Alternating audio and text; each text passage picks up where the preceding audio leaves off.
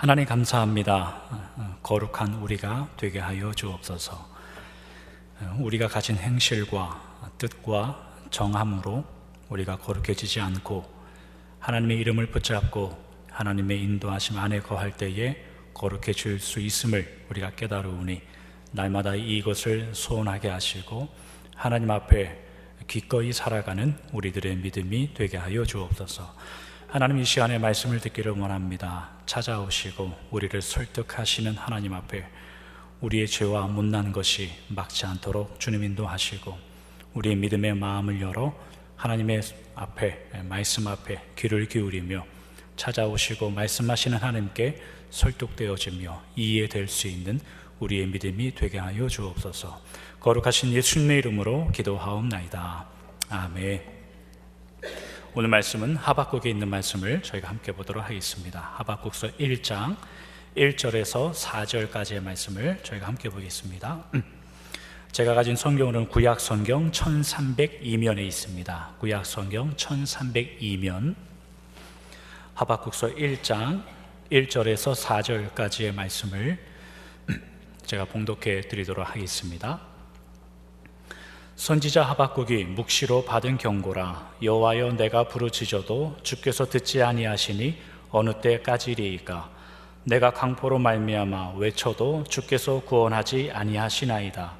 어찌하여 내게 죄악을 보게 하시며 패역을 눈으로 보게 하시나이까. 겁탈과 강포가 내 앞에 있고 변론과 분쟁이 일어났나이다.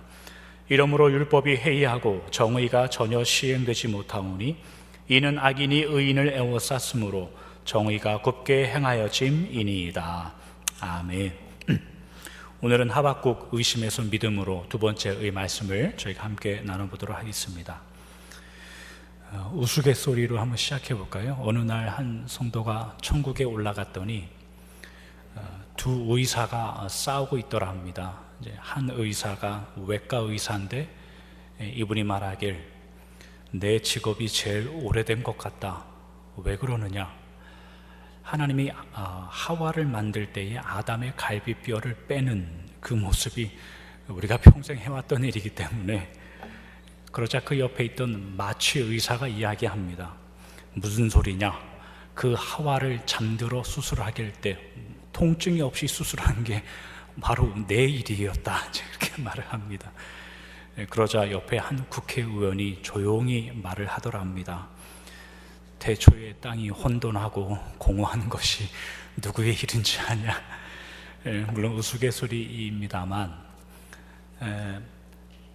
하나님의 역사 위에 내 자리는 어디에 있는가를 이해하고 늘 생각하여 사는 것이 하나님의 자녀들에게 있어서 굉장히 마땅한 일이라는 것입니다.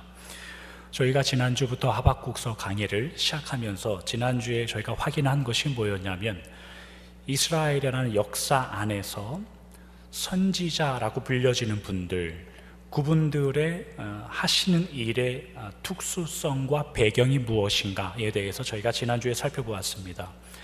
이스라엘이라는 역사는 그 나라가 가지는 나라의 한 나라의 역사라는 것보다 더 큰 의미입니다. 왜냐하면 우리가 그저 이스라엘이라는, 오늘날도 사는 중동의 이스라엘이라는 나라의 과거에 무슨 일이 있었다라는 단순히 그런 역사이라면 우리가 배울 이유가 없는 겁니다. 왜 남의 나라의 역사로 신경을 씁니까? 그러나 이것이 그저 우리는 이스라엘이라는 한 나라의 역사로 우리가 이해하지 않고 우리는 그것을 하나님 나라의 역사로 이해하고 그것을 말씀으로 우리가 가져 있기 때문에 이스라엘이라는 한 나라의 일이기는 하지만 하나님께서 당신의 자녀들을 어떻게 이끄시고 그 역사를 어떻게 실행해 나가셨는가를 우리가 보고 있는 겁니다.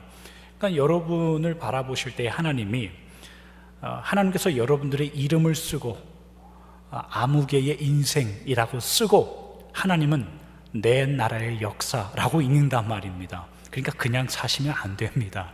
여러분들의 인생이 가는 길이 얼마나 의미를 갖는가를 생각하시고 사셔야 되죠. 하나님께서는 그 당신의 나라를 이스라엘이라는 작고 조그마한 나라에 투영시켜서 의미를 주셔서 하나님의 나라의 일로 이끌어가고 있는 것이 구약 성경의 내용이었습니다.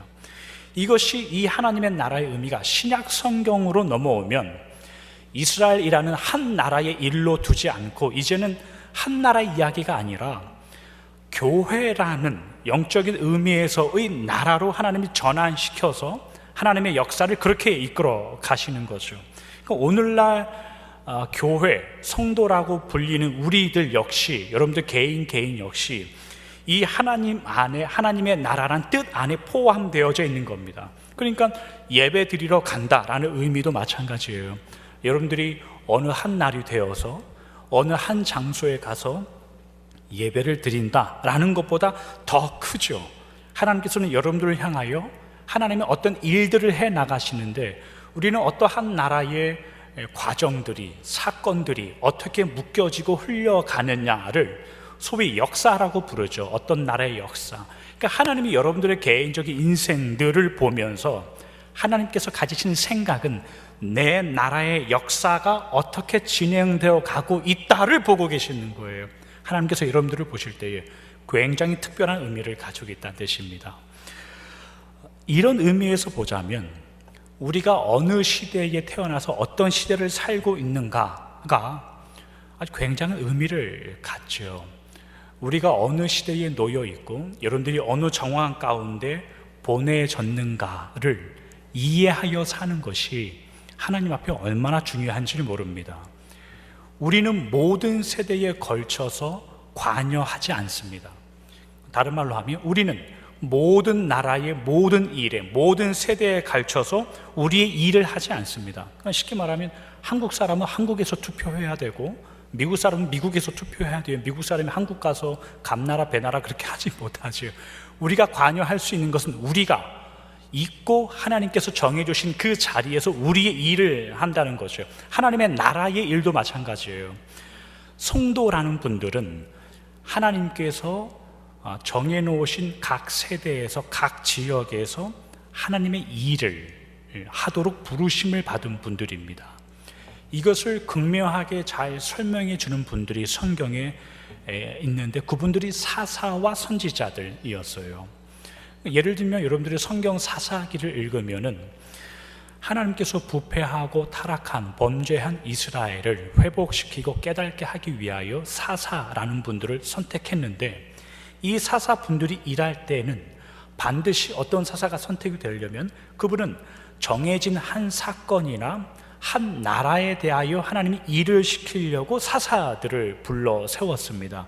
예를 들면 우리가 잘 아는 기드온과 300용사, 이 기드온이 사사였단 말이죠. 근데 이 기드온은 미디안이라는 나라와 전쟁하기 위하여 하나님께서 세워놓으신 사사예요.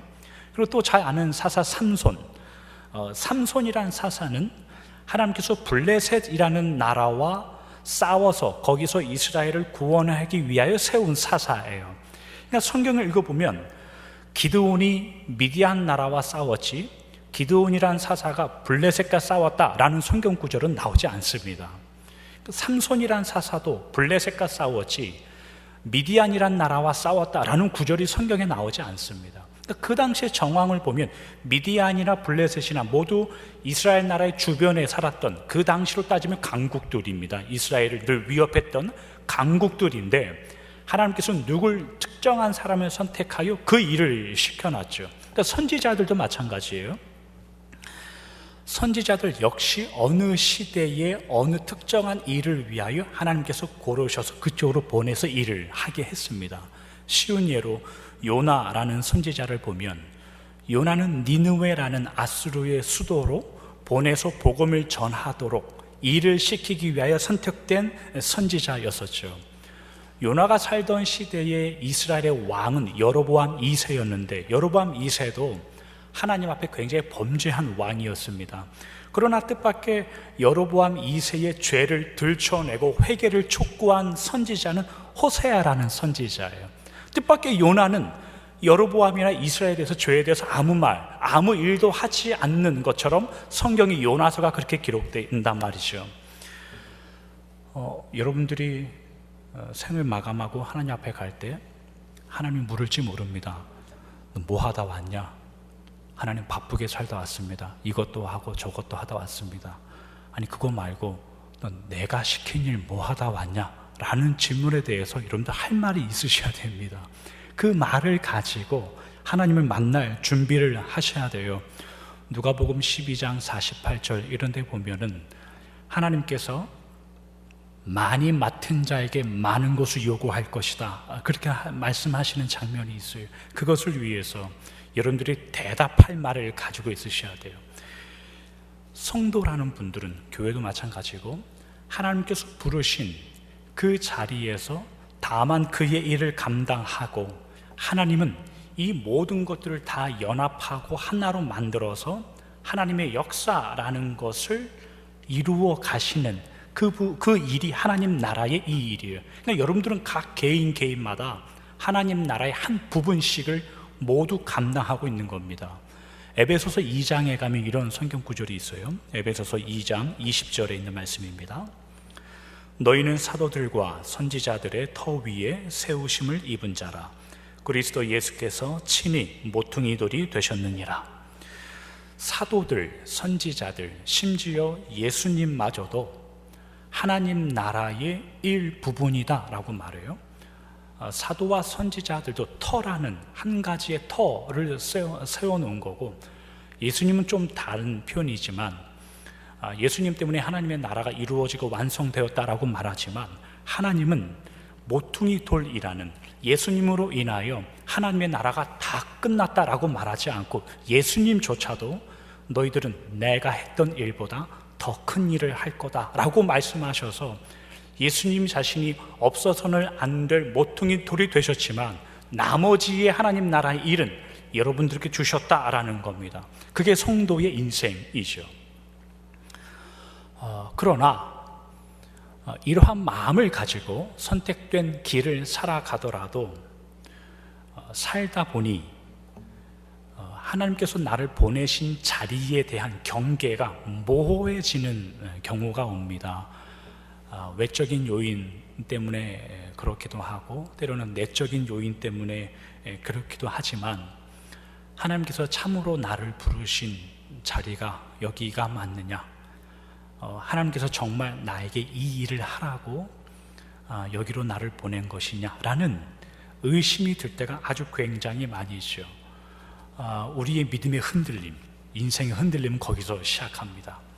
그러니까 하박국 성경이 그 내용으로 시작하고 있어요. 저희가 그 이야기를 하려고 하는 건데, 우리가 지난주에부터 나눴듯이 하박국이라는 성경은 그가 하나님께 가진 항의, 항변, 그가 가진 불만을 토로하면서 하박국 성경이 시작해요. 신앙을 가진 자가 어떻게 저럴 수 있는가, 저러고도 선지자인가 라는 생각이 들 정도로 그런 내용으로 하박국이라는 성경이 시작합니다.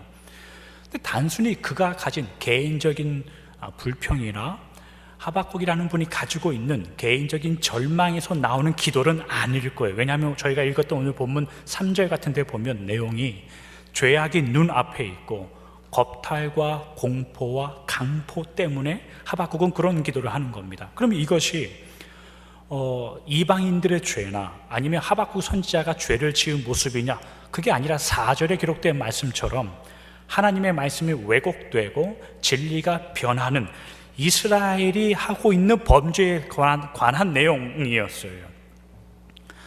하박국 선지자가 살던 이 시대가 언제인가 하면 다음 주의 본문인데 6절 같은 데 말씀을 보면 갈대아 사람들이 일어나 라는 표현이 나와요. 갈대아 사람들이라는 그 부류는 바벨론 사람들입니다. 그러니까 시기적으로 따지면 바벨론 사람들이 국부상, 그러니까 강국으로, 이제 강대국으로 갑자기 급작스럽게 성장하는 시기가 있는데, 바벨론의 국부상하여서 아수르를 침공하고 남유다를 침공하여 애굽까지 진출해 나가려고 하는 그 시기예요. 그러니까 성경으로 따지자면 열왕기하 24장 그리고 역대하 36장 그 정도의 시기, 남유다가 멸망당하기 직전의 시기입니다. 더 구체적으로 따지면 하박국 선지자는 남유다의 18대 왕이었던 여호아하스라는 왕이 있어요. 그리고 19대 왕인 여호야김이라는 왕이 있는데, 그 시대에 살던 선지자가 이 하박국 선지자예요. 과연 그 시대가 도대체 어떻게 생겨 먹었길래 하박국 선지자가 이렇게 의심과 항변과 하나님 앞에 정말로 힘든 기도를 하면서 하박국 성경이 시작하고 있는가? 그리고 그 배경이란 것이 하박국이라는 선지자에게는 어떤 의미였길래 하박국서는 이렇게 시작하고 있는가? 오늘 저희가 거기까지만 살펴보고 말씀을 마치려고 하는 겁니다. 열왕기하 23장으로 저희가 한번 가보죠. 열왕기하 23장 31절 상반절과 33, 34절입니다. 여호아하스가 왕이 될 때에 나이가 23세라 예루살렘에서 석 달간 다스리니라. 바로 느고가 그를 하마 땅 림나에 가두어 예루살렘에서 왕이 되지 못하게 하고 또 그 나라로 은 100달란트와 금 1달란트를 벌금으로 내게 하고 바로 느고가 요시야의 아들 엘리야김을 그의 아버지 요시야를 대신하여 왕으로 삼고 그의 이름을 고쳐 여호야김이라 하고 여호아하스는 애굽으로 잡혀갔더니 그가 거기서 죽으니라. 남유다의 그 18번째 왕 여호아하스라는 왕은 23살에 왕이 됩니다.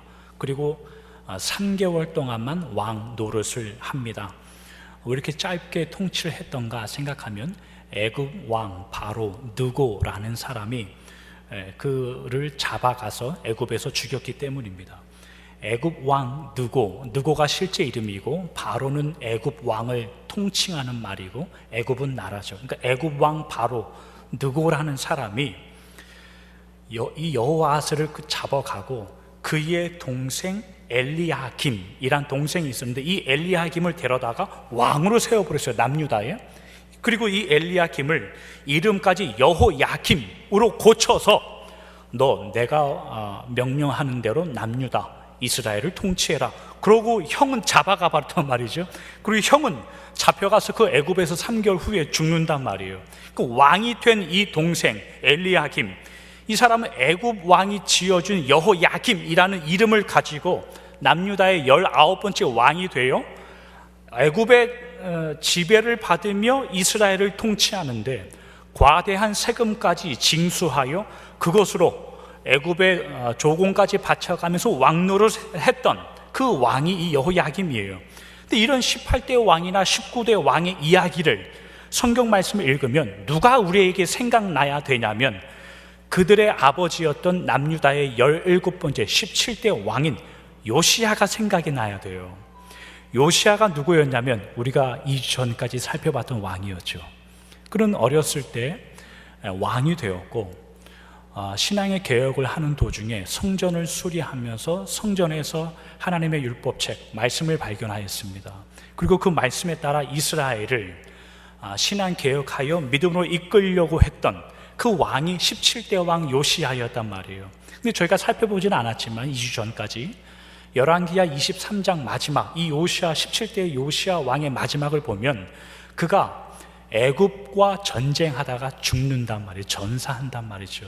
그 뒤에 애굽이란 나라가 남유다의 이 나라를 어떻게 정치에 간섭하고 어떻게 참견하였는가가 화면에 있는 말씀이에요. 애굽 왕이 요시야 그 다음에 아들인 여호아하스 그게 왕을 주었더니만 자신의 마음에 들지 않는다고 3개월 만에 애굽으로 끌고 가버렸고 그의 동생 왕으로 세워 이름까지 계명하여 자기들의 지시를 받아 통치하게 만들었단 말이죠. 이 내용을 우리가 쉽게 생각하면 단순히 주변에 있는 강대국들이 무력으로 우리나라를 침공해서 우리에게 그렇게 명령하면 우리는 무슨 힘이 있겠는가, 그렇게 할 수밖에 없지 않는가 라고 생각할 수도 있겠죠. 그러나 열왕기하 23장 32절 이런 데 보면은 왜 그들이 그러한 징계를 받는가에 대한 이유가 나오는데 하나님 앞에 범죄하여 하나님이 그 일에 대하여 관여하지 않고 버려뒀다 이 말입니다. 그래서 그들이 그런 징계를 받는 거예요.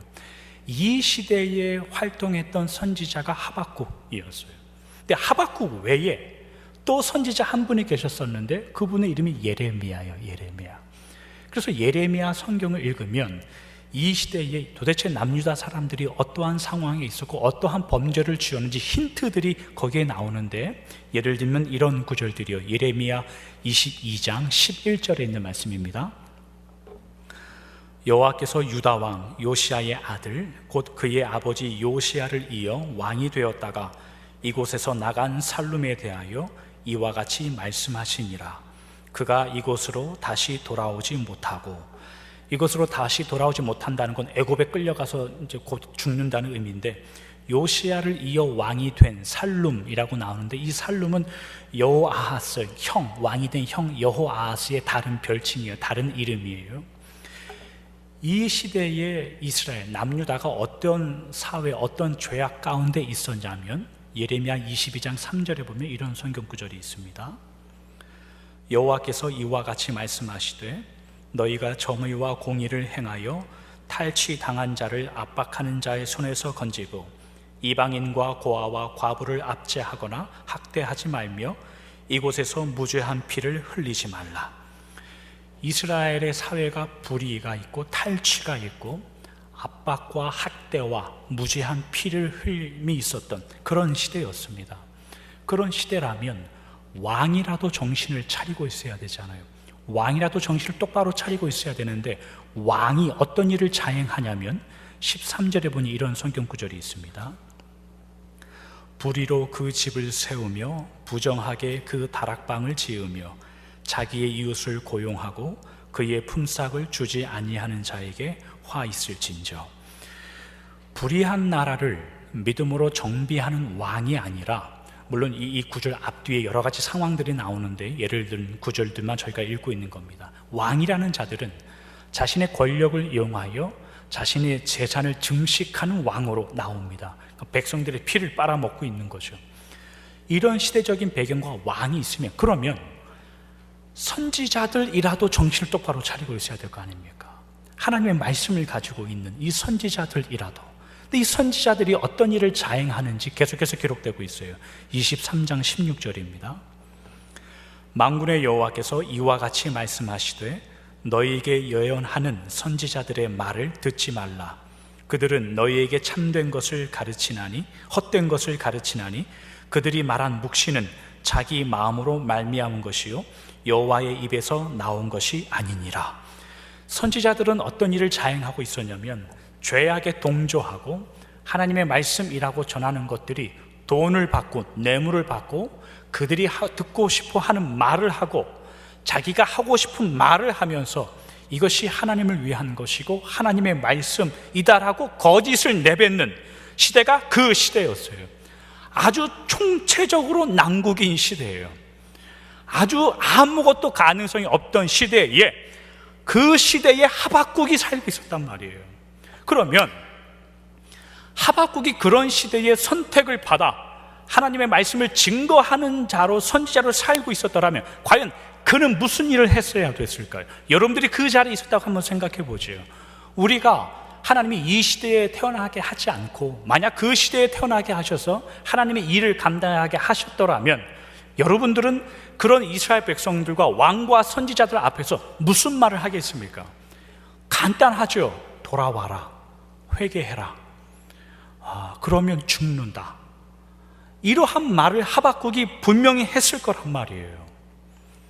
이러한 배경을 가지고 오늘 본문 1장으로 돌아와서 우리가 오늘 하박국 강의 두 번째, 저희가 처음으로 하박국서에 다룰 그 주제를 저희가 한번 살펴보도록 하죠. 오늘 본문 하박국 1장 2절에 있는 말씀입니다. 여호와여 내가 부르짖어도 주께서 듣지 아니하시니 어느 때까지리이까. 내가 강포로 말미암아 외쳐도 주께서 구원하지 아니하시나이다. 하박국이 구체적으로 무엇을 하나님 앞에 부르짖었고 무엇을 하나님께 외쳤는지에 대한 기록은 하박국서에는 기록되지는 않습니다. 다만 우리가 추측하건대 그렇게 자행되고 있는 범죄에 대해서 하나님 돌이켜주시고 회복시켜 달라라는 어떤 하나님이 부르신 목적에 대한 외침이었을 겁니다. 하나님이 나를 이런 세대 가운데 태어나게 하시고 선지자로 불렀으면 나에게 원하는 일이 있었을 것이고 그 원하는 일을 감당하는, 그 소명을 감당하는 일이라는 것은 결국 이스라엘의 회복이었을 것인데, 하나님은 그러한 일을 감당하고 있는 하박국의 일에 대해서 전혀 대답이 없으시다면 그 일을 충실히 이행하고 있는 하박국의 일에 대해서 전혀 반응하고 있지 않은 것이라면, 그러면 하나님은 하박국에게 뭘 원하고 있는 걸까요? 그게 하박국 성경이 기록하고 있는 내용입니다.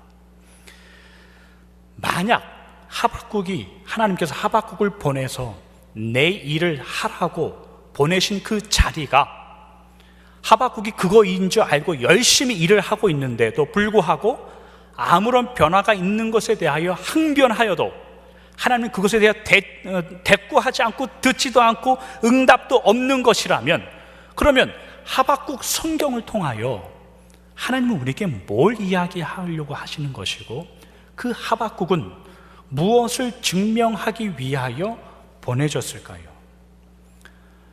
하나님께서 하박국이란 성경을 우리에게 남겨주시고 우리들로 하여금 그것을 읽으면서 깨달으라고 하고, 하박국이 하나님의 뜻을 가지고 보내신 그 자리가 어디냐, 선지자로서 역할을 하고 있는 그 자리가 어디냐라고 생각할 때 아주 뜻밖의, 그러한 일을 열심히 감당해도 하나님의 대답을 듣지 못하는 자리에 있는 것, 그게 하박국의 역할로 나온단 말입니다.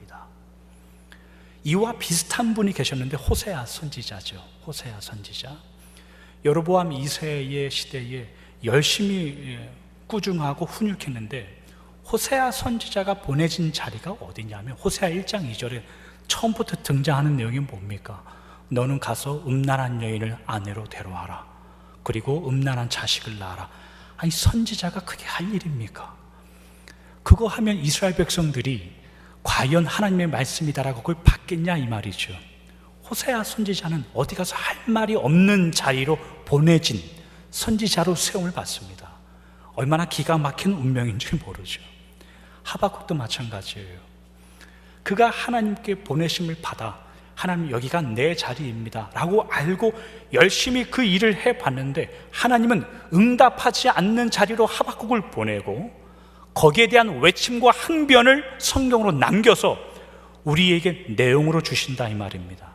그러면 하나님께서 하박국에게 뭘 가르쳐주고 싶어하고 무슨 내용을 남기려고 할까요? 네가 원하는 대답을 듣지 못하는 것보다, 그것보다 더 큰 대답이 있는 것을 생각해 보라 라는 자리로 보내는 겁니다. 어쩌면 하나님은 하박국에게 네가 지금 듣고 싶어 하는 답을 혹 듣지 못하더라도 내가 선택하고 내가 붙들고 인도하는 자들의 인생이 괜찮다라는 것을 증명해 봐라 라는 자리로 하박국이 초대되어 있다는 말입니다. 하박국은 그 자리에 처해 있습니다. 다음 말씀은 다음 주에 이어가고 오늘은 여기까지만 하고 말씀을 정리하도록 하겠습니다. 하박국의 주제는 굉장히 뜻밖의, 그가 어떻게 기도하였더니 하나님이 어떻게 들으셨고 하나님께서 어떻게 응답을 주셨더라의 말씀으로 하박국이 기록되지 않고, 기도하는 그가, 열심히 하나님의 뜻을 가지고 분별하는 그가, 그 길에 살려고 노력하는 그가 대답이 없는 자리로 계속 내몰리고 있다라는 것으로, 그렇게 회복하려고 노력했던 그 이스라엘이 자기 눈 앞에서 죽어나가는 것을 보는 그 자리로 하박국은 초대되어 있다는 겁니다.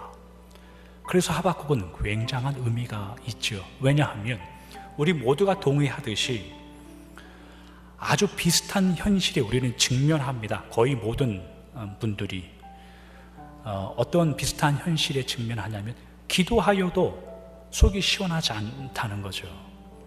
오랜 동안 같은 기도의 제목을 가지고 있어도 회복하기 위하여 몸부림을 치고 아무리 노력하여도 되려 주어나가는 듯한 현실에 직면하는 것이 대부분의 성도란 말이죠.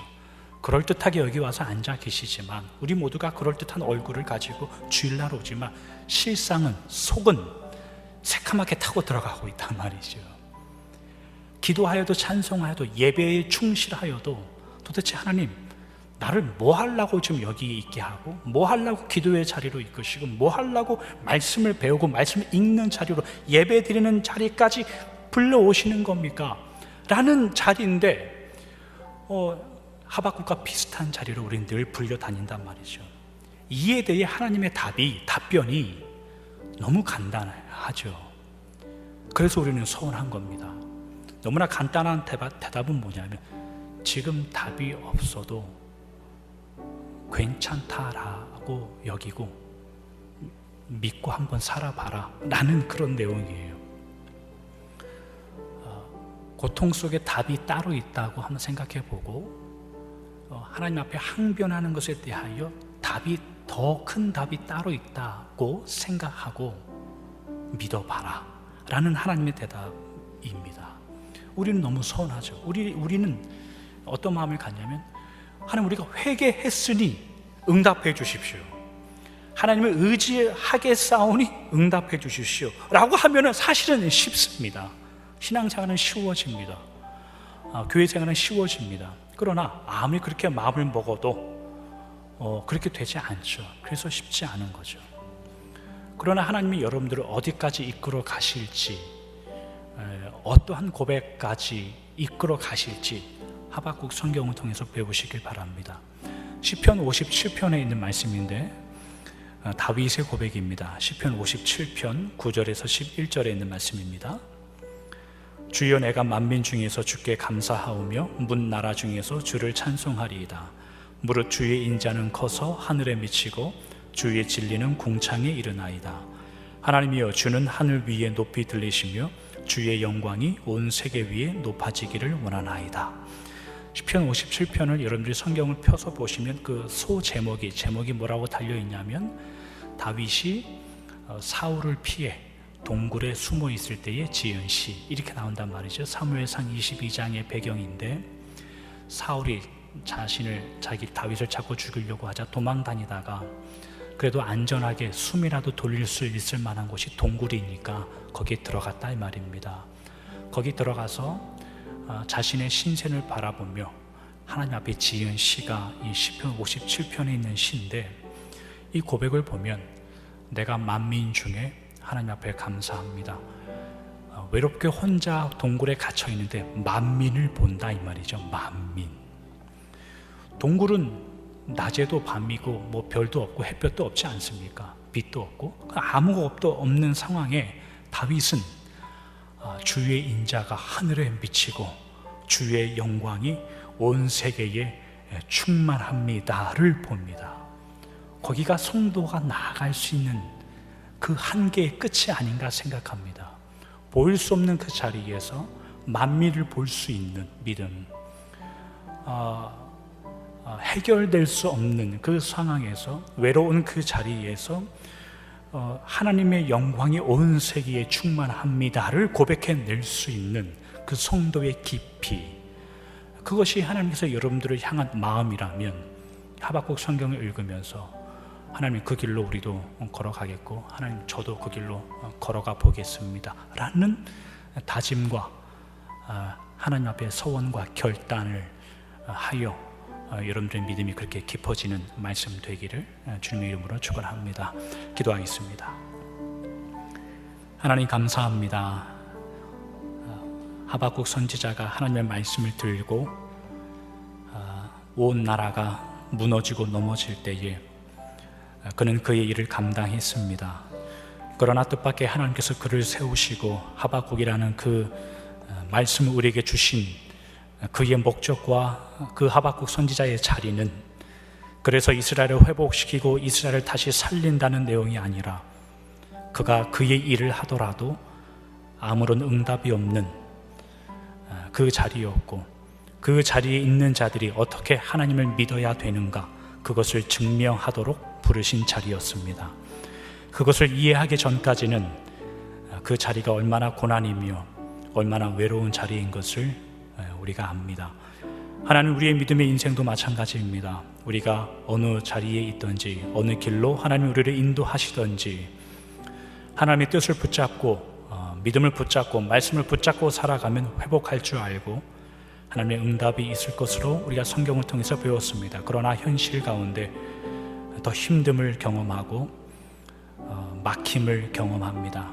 그러나 주님, 믿는 자들이 그러한 자리에서조차도 어떻게 힘을 내며 하나님께서 어떻게 인도하시는지를 이 하박국 성경을 통해서 배우게 하시고, 이것이 우리의 믿음의 근원이 되게 하시고 근간이 되어서 하나님이 원하시는 성실한 길을 걸어갈 수 있도록 인도하시고 축복하여 주시옵소서. 거룩하신 예수님의 이름으로 기도하옵나이다. 아멘.